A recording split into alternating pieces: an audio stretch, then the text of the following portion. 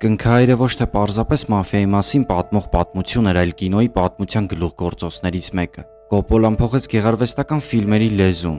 մութ գեղագիտությամբ, դանդաղ ռիթմով եւ խորքային կերպարներով։ Ֆիլմը դարձավ համաշխարհային մշակույթի մաս, ձևավորեց մաֆիայի մասին պատկերացումը եւ ազդեց գրականության, երաժշտության ու նույնիսկ քաղաքականության վրա։ Այն դասվում է բոլոր ժամանակների լավագույն ֆիլմերի շարքում, հավասարվում Շեքսպիրի եւ Դոստոևսկու ստեղծագործությունների ազդեցության մակարդակին։ Ֆրենսիս Ֆորդ Կոպոլան բազմիցս ասել է, որ Կնքահայրը ֆիլմը նրա համար ոչ թե մաֆիայի մասին պատմություն էր, այլ ընտանիքի իշխանության եւ բարոյականության մասին դրամա։ Կոպոլան Կնքահորը նկարագրում էր որպես օպերատիկ դրամա, մեծ զգացմունքներով, երաժշտության ռիթմով եւ ճակատագրական բախումներով։ Նա ասում էր, որ ֆիլմը պետք է դիտվի ոչ թե որպես ռեալիստական քրեական պատմություն, այլ որպես մեծ ողբերգություն։ Իսկապես, այս պատմության սկզբում, ընթացքում եւ ավարտին հեռուստադիտողին ու ֆիլմի կերպարներին մշտապես հետապնդում է ողբերգությունը։